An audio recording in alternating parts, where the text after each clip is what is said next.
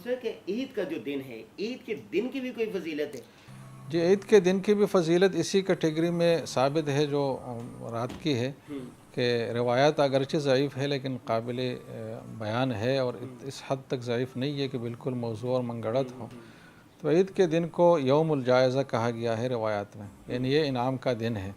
اس دن صبح سویرے ہی اللہ تعالیٰ کی طرف سے فرشتے بھیجے جاتے ہیں، جو ہمیں تو نظر نہیں آتے لیکن باقی مخلوقات کو ان کی آوازیں کرامن کاتبین ہیں، ہمیں تو نظر نہیں آتے لیکن اللہ کے ایک تکوینی نظام ہے، ایک نظام کے تحت وہ تو فرشتے آئے ہوئے ہوتے اور ہر اہم راستے پر وہ کھڑے ہوتے ہیں اور لوگوں کو باقاعدہ بلاتے ہیں فرشتے، اور جس کی آواز انسانوں کے علاوہ باقی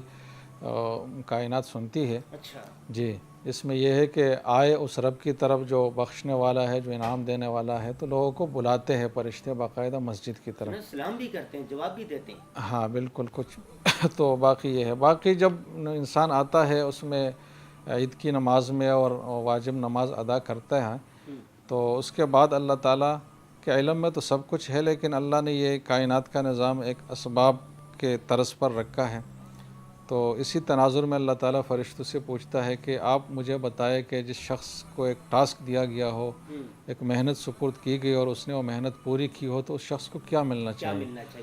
تو فرشتے کہیں گے کہ عام اصول یہ ہے کہ اس کو پورا بدلہ دیا جائے، ایوفا اجرہ۔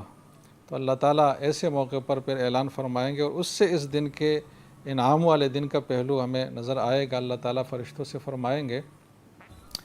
کہ یا ملائکتی انی قد جعلت ثوابہم من صیامہم شہر رمضان و قیامہم رضائی و مغفرتی، کہ انہوں نے رمضان میں جو روزے رکھے ہیں اور رات میں جو قیام اللیل کیا ہے،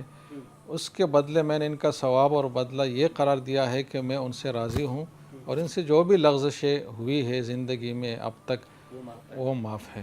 تو ظاہر ہے کہ جو گزشتہ ہے وہ معاف ہے، اور ابھی اللہ راضی ہے، اور آئندہ کے لیے اللہ کی طرف سے توفیق ہوگی نیکیوں کی، تو اس سے ایک بڑی سعادت کسی مسلمان کے لیے نہیں ہو سکتی۔ رمضان کے ایام